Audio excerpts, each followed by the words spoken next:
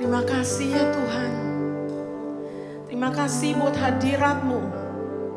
Terima kasih buat roh-Mu Tuhan. Terima kasih buat firman-Mu. Pagi hari ini kami mau membuka hati untuk menerima apa yang Kau sediakan buat kami. Di dalam nama Tuhan Yesus, mari semua yang dicinta Tuhan sama-sama katakan amin. Hadirat, silakan duduk dalam hadirat Tuhan. Shalom semuanya. Terima kasih buat kepada Bapak Pastor Andi dan Pastor Lia, semua pastoral yang ada di tempat ini. Terima kasih boleh mempersilahkan saya untuk membagikan apa yang Tuhan mau bagikan di tengah-tengah kita. Saya diberikan tema mengenai doa pada hari ini, pada hari Minggu ini. Ya, kita tidak terasa kita sudah ada di bulan yang kelima atau bulan cinta, bulan kasih anugerah Tuhan.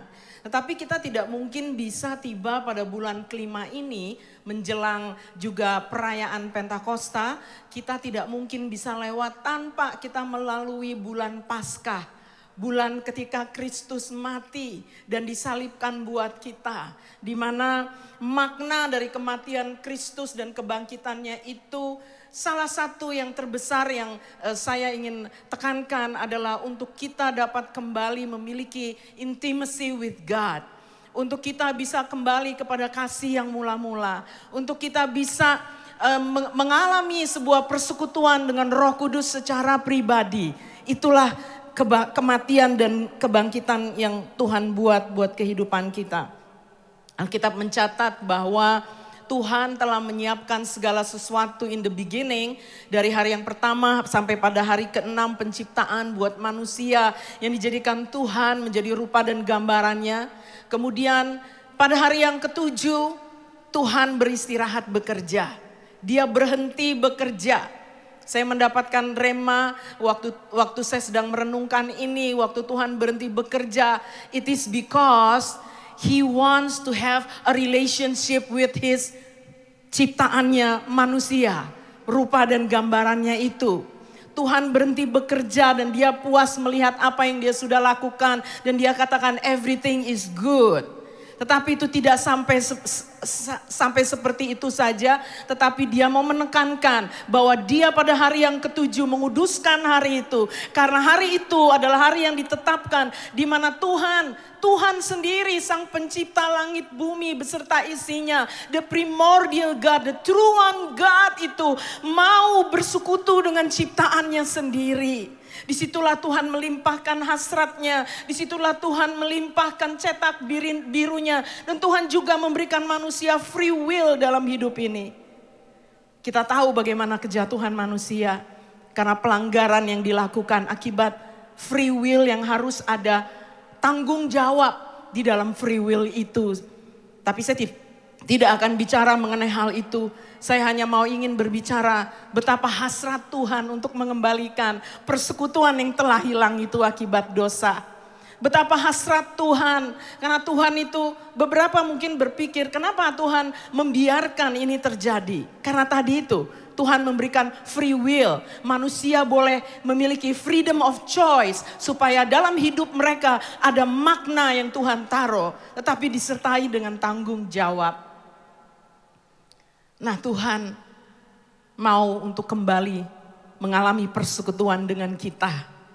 Anak-anak Tuhan. Disinilah yang saya dapatkan tentang arti first love. Adalah kembali kepada rancangan Tuhan. Waktu Tuhan menciptakan manusia, Tuhan ingin untuk memiliki persekutuan dan saudara dengan saya secara intimate, secara bapa dan anak, secara keluarga, dan Tuhan mau memulihkan itu. Begitu banyak atribut Tuhan, saudara, kalau kita pelajari Alkitab. Tetapi salah satunya adalah Tuhan itu kudus. Maka karena kekudusannya Dia tidak bisa bersekutu dengan dosa. Karena kekudusannya Dia tidak bisa melihat dosa. Di satu sisi atribut Tuhan adalah kasih. Yang begitu kuat, yang begitu saya katakan bisa dikatakan begitu sangat luar biasa sehingga meskipun Dia itu kudus, tetapi Dia itu kasih. Dia mau menjangkau manusia yang telah jauh daripadanya. karena diciptakan dalam rupa dan gambarannya. Karena waktu manusia diciptakan, Tuhan tidak menciptakan itu tanpa passion. Tuhan ciptakan manusia with the passion, with His love, with everything He is. Karena kita dijadikan dalam rupa dan gambarannya. Dan Dia menghembuskan nafasnya agar kita bisa hidup seperti anak-anak yang maha tinggi. Ya, itulah sebabnya karena yang namanya kasih itu mesti punya target di mana kasih itu harus dirilis. Yang namanya kalau Tuhan adalah kasih dan nggak mungkin Dia selfish. Karena yang namanya kasih harus ada target, ada objek untuk kasih itu dilepaskan. Itulah sebabnya Tuhan itu mau supaya umat tebusan yang disebut umat tebusannya, saudara dan saya itu menjadi target di mana He can release His love, di mana Dia bisa memberikan hatinya, pikirannya, segala sesuatu Dia ingin kembalikan melalui kasih-Nya. Dan itu inisiatif Tuhan, bukan inisiatif kita. Makanya tadi lagunya He first loved me, He first loved us. Kita masih jauh di dalam dosa. Pikiran kita belum bisa nyambung. Kita belum bisa mengerti. Tetapi Tuhan tahu. Tuhan lebih dahulu mengasihi kita. Haleluya.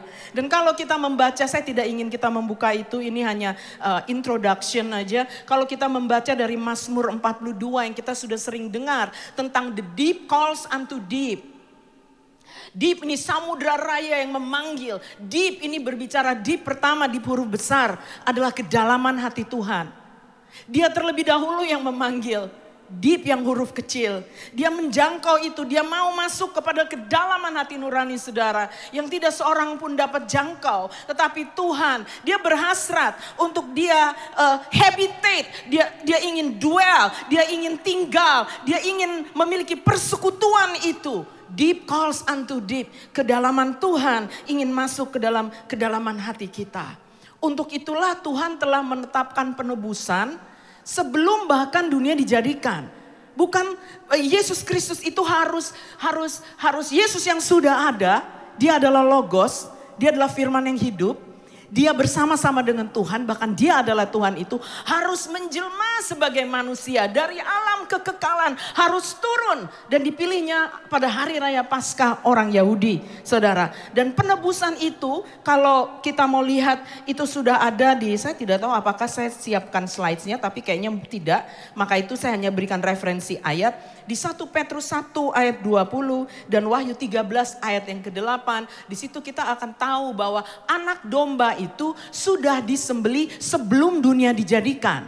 Artinya Tuhan merancangkan penebusan bukan sebagai option B. Tetapi option A, Tuhan tahu. Bahkan sebelum Dia datang kembali, Dia akan melakukan pemulihan segala sesuatu. Kisah 3 ayat 21 buat saudara dan saya. Karena Dia tidak mau kehilangan milik kepunyaannya. Umat tebusannya sendiri. Haleluya, haleluya, haleluya. Nah saudara yang dikasih Tuhan, waktu Kristus datang Dia harus mati di kayu salib. Pada waktu Dia mati di kayu salib, apa yang terjadi di bait suci di Yerusalem, saudara? Tirai dari bait suci yang begitu tinggi dan tebal, itu terbelah. Itu terbelah dari atas ke bawah. Kalau dari bawah ke atas mungkin digunting orang, ya, dari bawah. Tapi ini dari atas ke bawah. Dia sendiri telah melampaui tabir dengan membawa dirinya sendiri, membawa darahnya masuk ke dalam ruang kudus dan maha kudus. Supaya saudara dan saya dapat dengan penuh keberanian, kitab Ibrani 10 katakan, saudara dan saya bisa penuh dengan keberanian untuk masuk di jalan yang Yesus sudah buka buat saudara dan saya. Untuk menghampiri takhta kasih karunia dan mendapatkan pertolongan tepat pada waktunya. Haleluya. Oh haleluya. Dan dikatakan saudara di dalam Ibrani 10 ayat 19 sampai 20. Demikian Ibrani 4 ayat yang ke-16. Bahwa Yesus membuka jalan yang baru dan yang hidup. Dia telah membuka jalan yang baru dan yang hidup. Mungkin pada waktu itu, pada zaman bait suci begitu terlalu banyak ritual, terlalu banyak hal-hal yang harus diikuti. secara agamawi. Tapi Kristus telah membuat, dikatakan di dalam kitab Ibrani, sebuah cara yang baru dan yang hidup. Yaitu melalui dirinya yang adalah jalan itu sendiri, kebenaran itu sendiri, dan kehidupan itu sendiri. Sehingga kita boleh datang kepada Bapa melalui pribadi Yesus Kristus Tuhan. Haleluya. Dan oleh sebab itu saudara, Yesus sendiri yang berkata, Sang Penebus itu sendiri berkata, bukan murid-murid, tetapi red letter, kalau di Alkitab bahasa Inggris yang tulisan merah itu perkataan Yesus. Dia bilang di Yohanes 14 ayat yang ke-6, Akulah jalan kebenaran dan hidup. Tidak ada seorang pun yang dapat datang kepada Bapa kecuali melalui aku. So dia memberikan kita privilege. Dia memberikan kita hak istimewa. Ada orang yang tidak mau hak istimewa dan I'm so sorry. Tapi Tuhan memberikan hak istimewa, privileges. Dia memberikan kita kasih karunia-Nya untuk kita dapat tanpa perantara lagi, saudara. Tahukah saudara, bahwa setiap saudara yang ada di tempat ini dapat berhubungan langsung dengan pencipta langit bumi beserta isinya. Tahukah saudara bahwa Sang Pencipta langit bumi beserta isinya adalah Bapamu sendiri? Dan dengan tangan terbuka rindu untuk mengadakan persekutuan dengan engkau. Tahukah saudara itu bukan cuma kita. Aduh kita rindu hadirat Tuhan. Memang betul. Tetapi sebelum kita bisa rindu hadirat Tuhan. Tahukah saudara bahwa Bapa itu yang lebih dahulu merindukan saudara dan saya. Adalah inisiasinya untuk dia dapat bersekutu dengan anak-anaknya. Adalah hasratnya. Adalah segala sesuatu yang ada dalam dirinya. Oleh sebab itu Kristus harus mati di kayu salib buat saudara dan saya. Oh haleluya. Tidak ada syarat lain untuk saudara boleh datang mendekat. There is no other law. Only by the blood of Jesus. Only by the blood of the Lamb. Siapapun saudara. Laki perempuan. Apapun bidang saudara. Kita tidak harus lagi mencari orang lain untuk datang kepada Tuhan. Mencari siapa ya? Aduh aku pengen didoakan. Tidak apa saling mendoakan. Tapi you have to know your privilege. Tidak apa-apa ada orang lain yang mendoakan kita. Saling mendoakan. Tetapi you have to know your own privilege. Kadang kita mau minta tolong orang doa. Tapi kita nggak tahu we carry VIP card in the spirit. Kita nggak tahu itu. But now you have to know. That you and I, siapapun engkau, you have privileges. Engkau punya privilege. You can come anytime. Kita dapat datang kepada Tuhan setiap saat, setiap waktu, setiap musim. Entah 24/7. Because you have His blood. Cuma dengan darahnya aja. Makanya saya katakan memasuki bulan yang dikatakan bulan kelima intimacy. Gak bisa tanpa kita lalui darah Yesus. Tadi yang kita bersekutu di bulan Paskah. Haleluya. Haleluya. Nah saudara yang dikasih Tuhan, haleluya. Ada begitu banyak bentuk dan tipe doa di dalam Alkitab. But sebelum saya bagikan beberapa, I want to say this. There is no law. Tidak ada hukum if you pray in the spirit. Nggak ada hukumnya. Gimana caranya Bu? Flow with your heart. Itu cukup.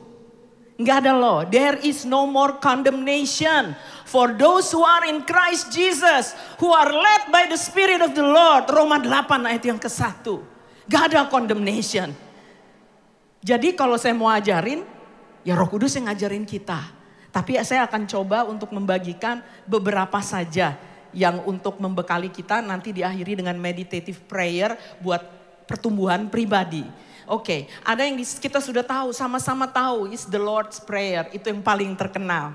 Semua doa Bapa kami adalah doa yang paling terkenal. Banyak poin-poin yang Yesus ajarin di situ. Tapi saya mau garis bawah yang Yesus katakan agar kita memanggil Dia sebagai Bapa kita. He opens up cara yang baru, jalan yang baru. Setiap anaknya boleh menghampiri Dia. Because Yesus introduce Him as our Father. Siapa anak-anak Bapa di tempat ini? Semuanya. Semua anak Bapa, semua welcome to His heart.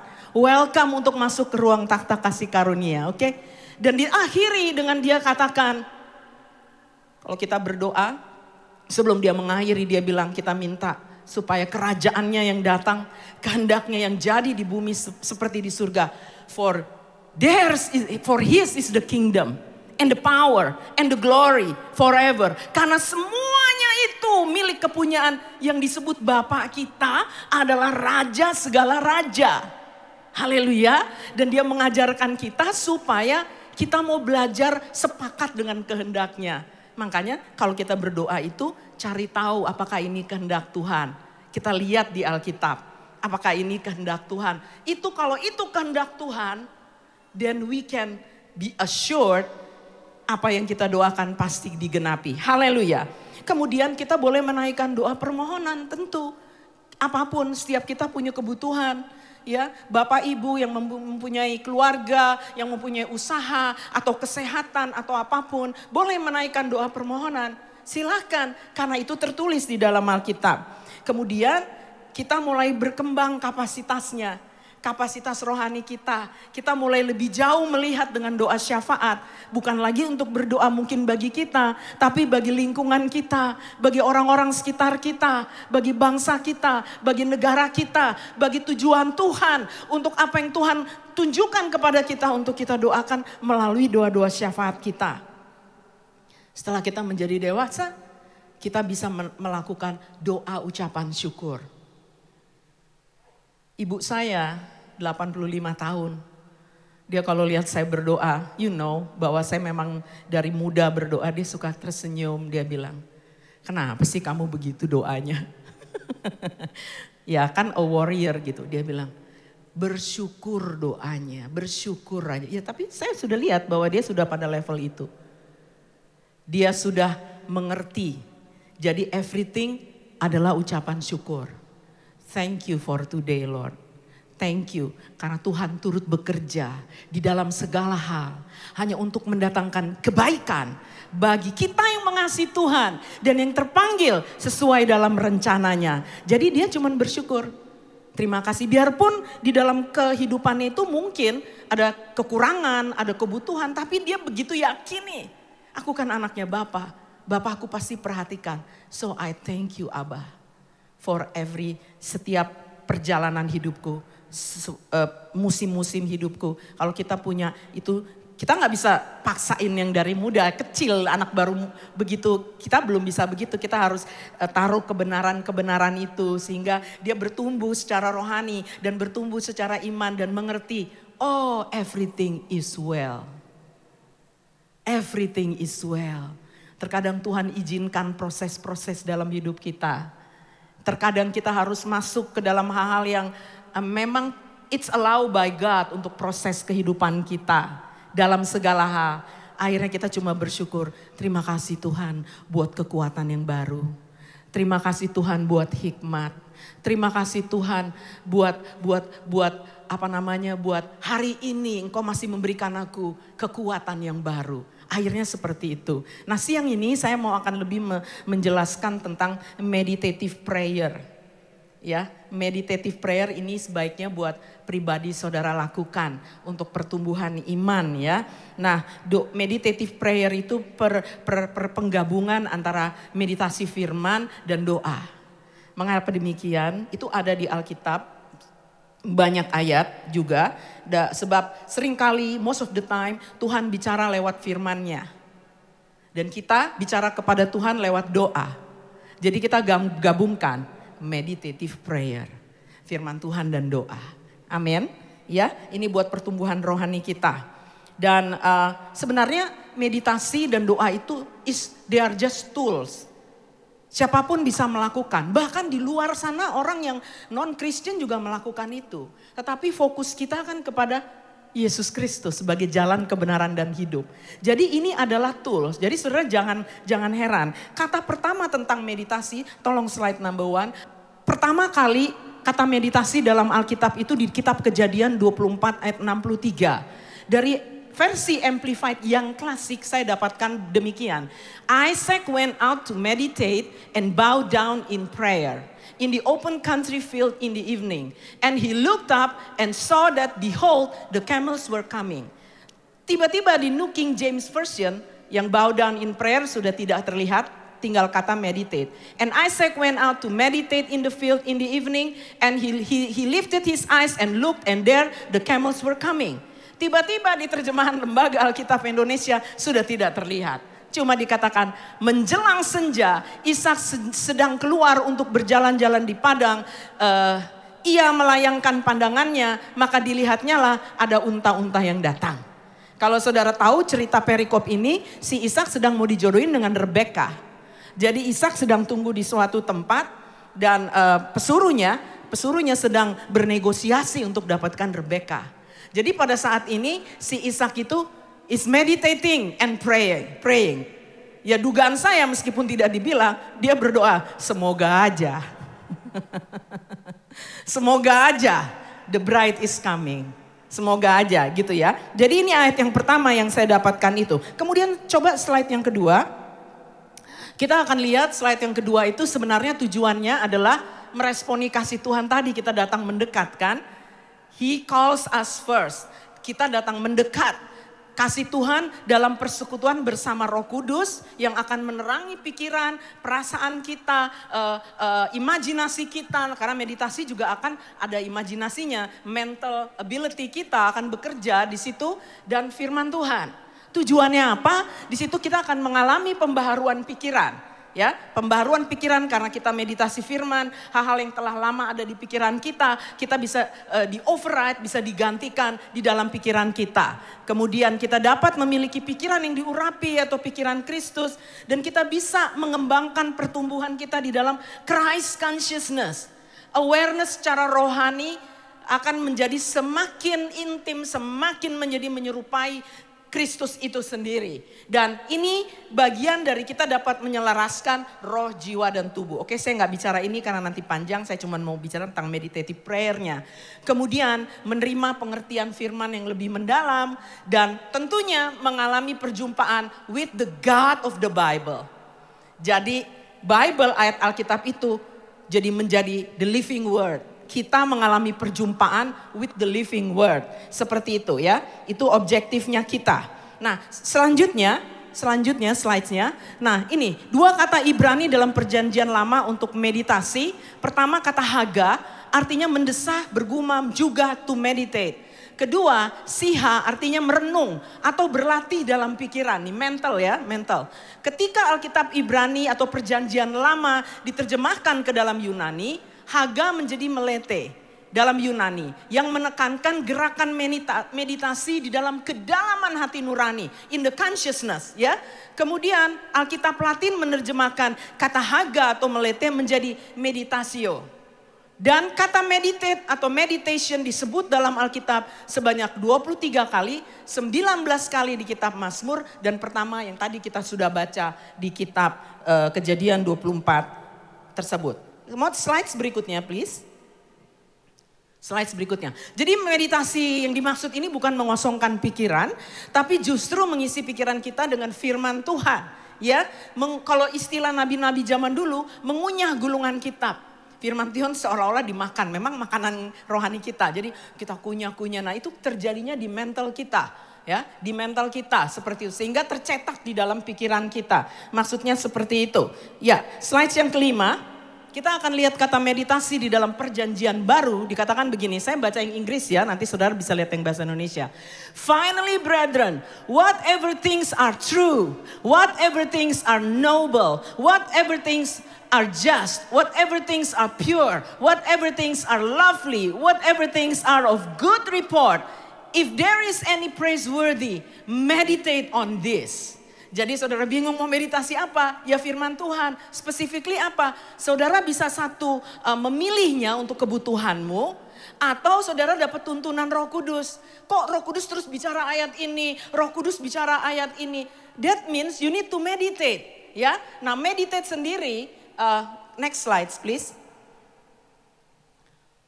Oh, oke. Meditate sendiri itu melibatkan fungsi otak kiri, otak kanan ya. Jadi ada fungsi otak kanannya imagination. Maka kita perlu minta Tuhan kuduskan our imagination. Jadi apa yang kita baca dan kita minimal bacanya 3 kali firman Tuhan.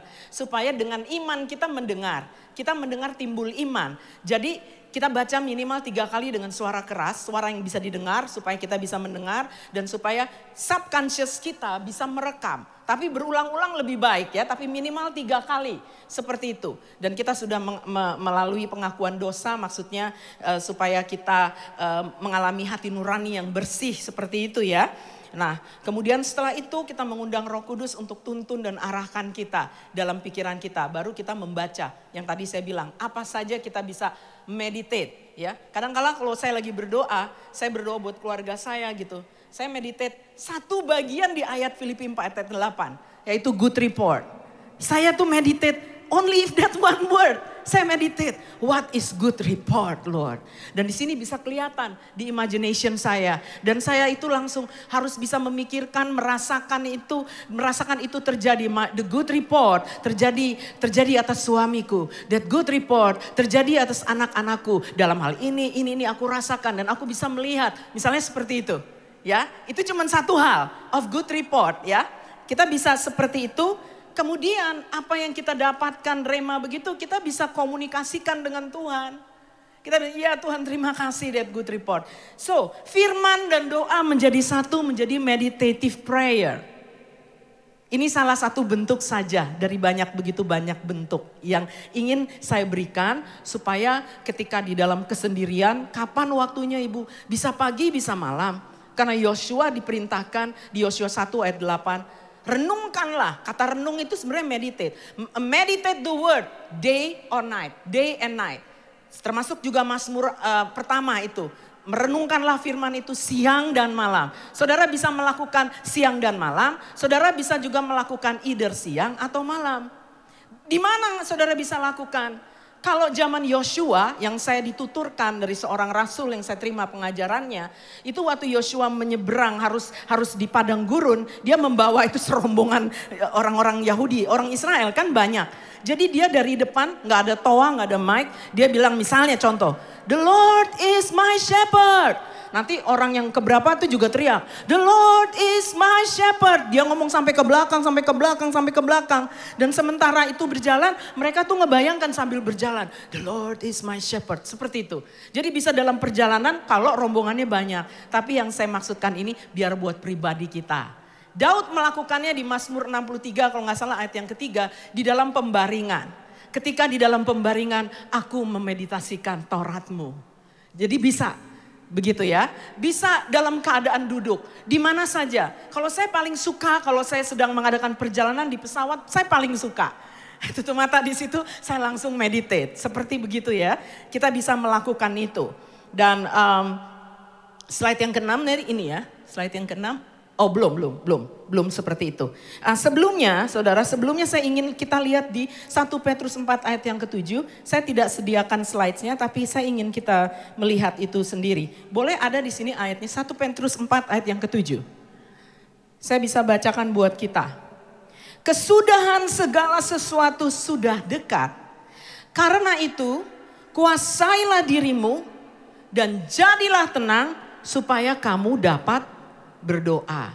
Nah tell me, bagaimana di dalam keadaan kesudahan sudah mulai dekat akhir zaman. Dengan saudara mendengar begitu banyak berita-berita buruk. Dan mungkin apa saja yang sedang terjadi. Terus saudara bagaimana bisa langsung berdoa?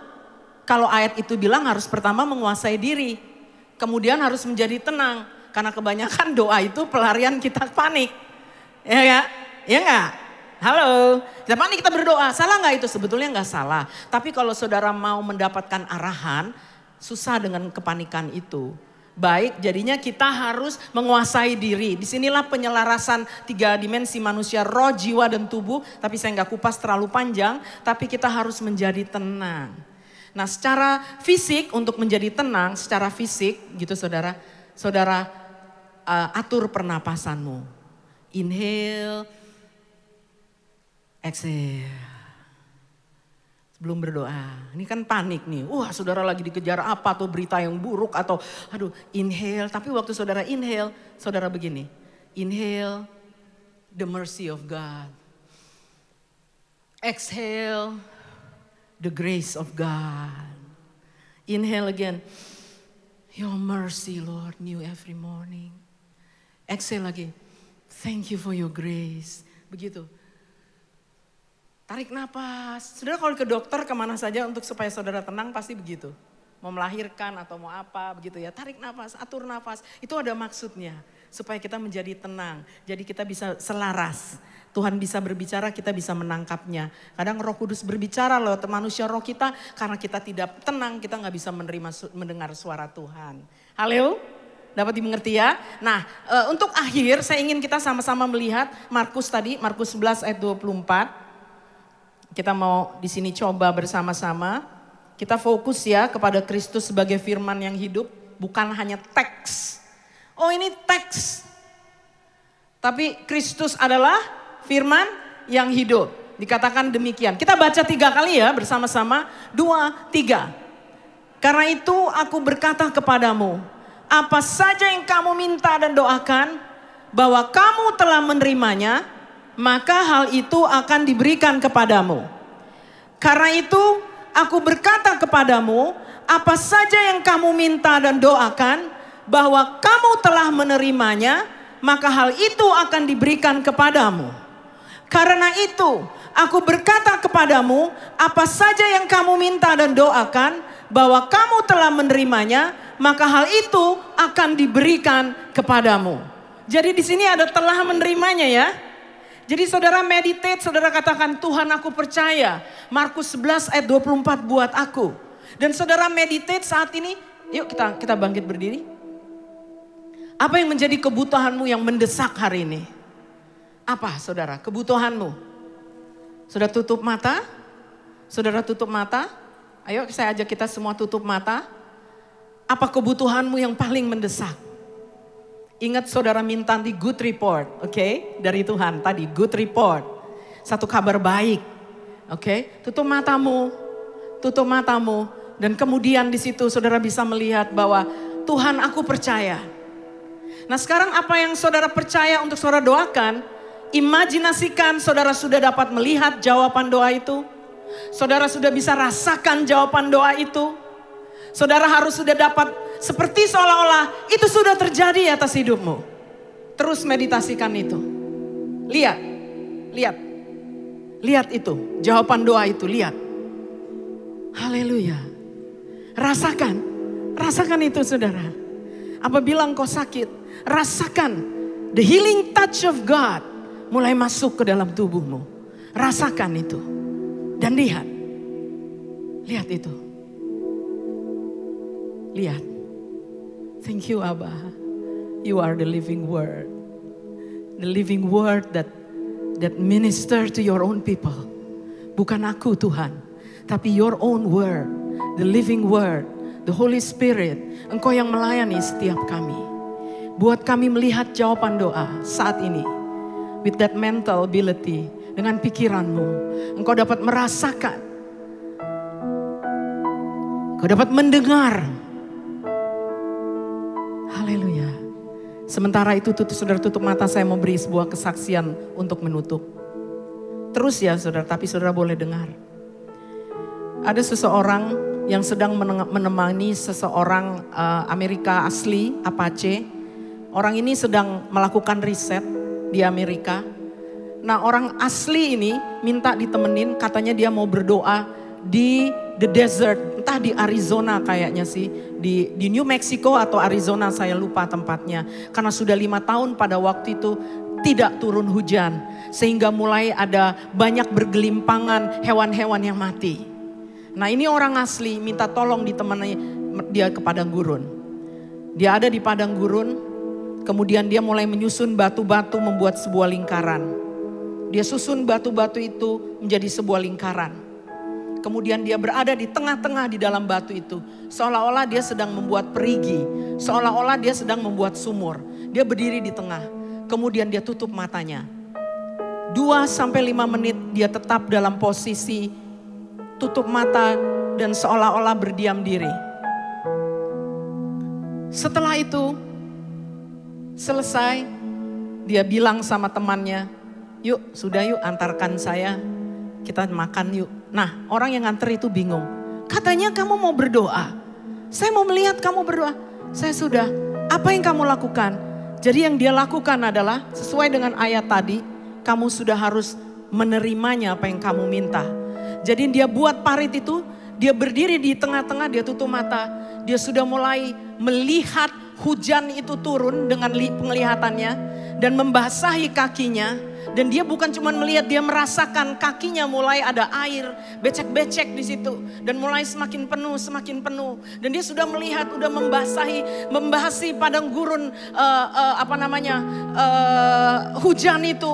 Kemudian dia mulai ucapkan syukur, terima kasih. Dan dia amin. Begitu simpel. Tetapi beberapa hari kemudian turunlah hujan lebat sehingga membanjiri wilayah tersebut. Haleluya. Haleluya.